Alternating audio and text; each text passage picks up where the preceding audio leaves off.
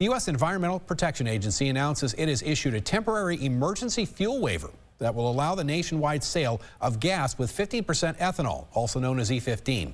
According to the EPA, that waiver aims to strengthen the domestic supply of gasoline and provide relief for Americans at the pump heading into the summer driving season.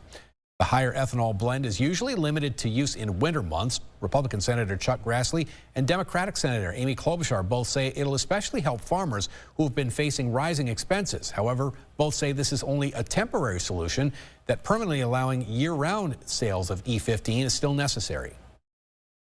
So let's make this year round. And, you know, this is a position that many senators, including Majority Leader Thune, hold. We can do it by legislation, but the president can also just issue an order and say that it should be year round and we should do it now. According to Congress, E-15 is generally not sold during the summer driving season because of the Clean Air Act. It does have higher volatility, meaning it can also increase smog.